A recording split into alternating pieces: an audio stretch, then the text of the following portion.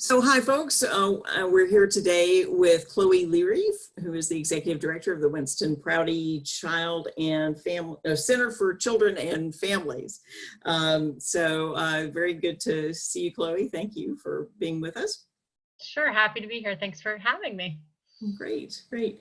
So tell me a little bit about the Winston Prouty Center, please, and what kinds of things you were doing before pre-pandemic.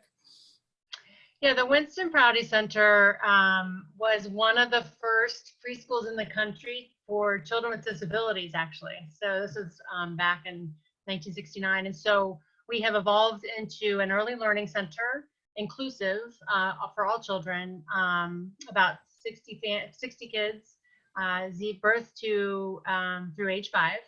And then we also provide community-based services. So we are the fiscal agent for children's integrated services in the region, doing home visiting, early intervention for children with developmental delays, family support, nursing. And then we also collaborate with our local designated agency to do early childhood family mental health. We have a family supportive housing program, and we also provide child care financial assistance. So families who get tuition help for early learning programs, child care resource and referral. And we also have a fabulous bookmobile.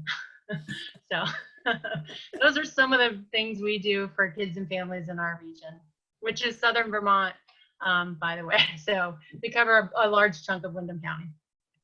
Excellent. Yeah, you really are a center of all kinds of activities and supports.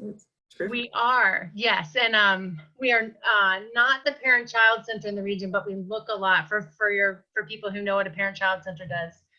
We do a lot of those activities, and so yeah, it's we were busy and we were out in the community a lot. So pre-COVID, is a bustling organization, people in and out, doing lots of different things. We're actually located on what was formerly the Austin School campus. So 4 years ago, we purchased the campus. And so we are part of a bustling campus community too. So that has changed, as you can imagine. Yes, yeah, I guess so. So yeah, how are you? Are you doing a lot of things remotely now for children and families then? We are. So at the Early Learning Center, teachers are connecting with families regularly, providing sort of all school sing and family meetings virtually. So there's some activity on the Early Learning Center side.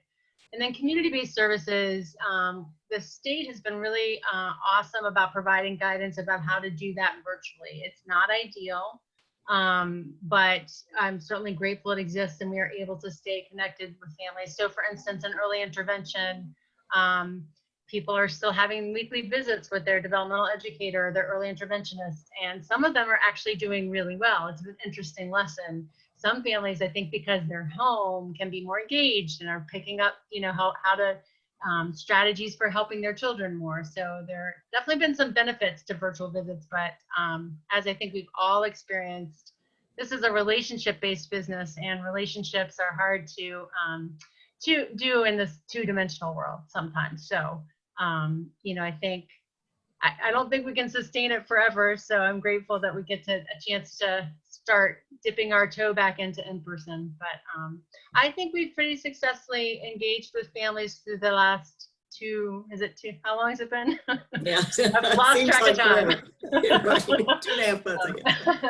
So I feel good about that, and I don't know how much longer we could do without, again, dipping our toe back in. So yeah. So you are making plans to kind of reopen gradually.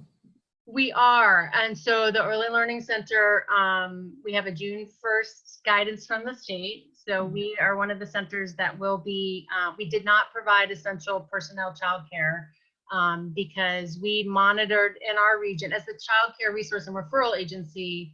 We were really actively monitoring in our region. Is there enough capacity? We were referring families to programs, and we never got to the point where we felt like we had to open. There was enough capacity in the region. So we have not been open.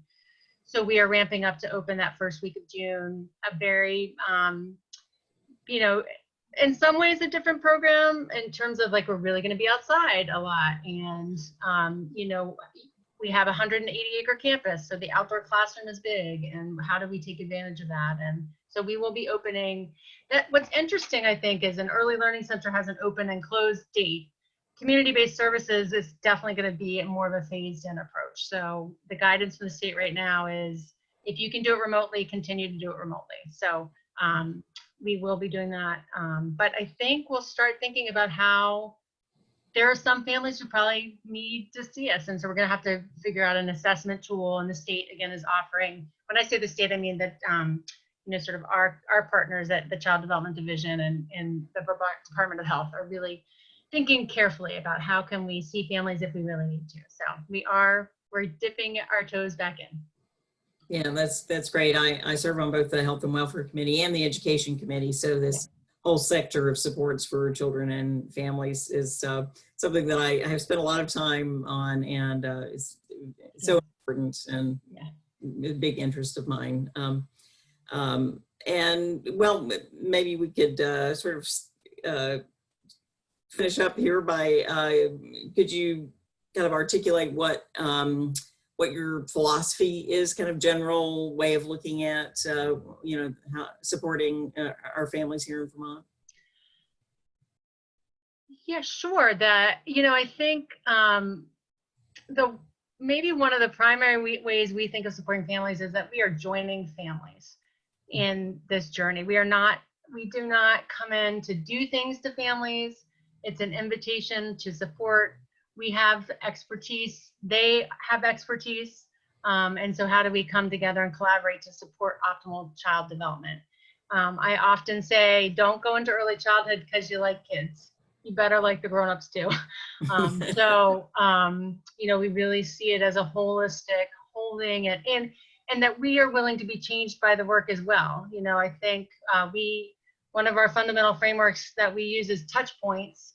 T. Barry Brazelton is a pediatrician, and he developed it was a medical, you know, in a medical setting, but it really applies, frankly, to all relationships, I think, the principles and values of touch points. And so it's really about joining and being curious, valuing the relationship. And, you know, I think not judging, but really being willing to sort of show up. I don't love the phrase meet people where they are. There's something funny about that, but I get the point. You know, how do we show up as our true selves too? I think that's part of it. So on the really like highest level, that's how we approach our work. And understanding that children and families, a thriving community will take care of children and families. And so really trying to help people understand, like, these are all of our children.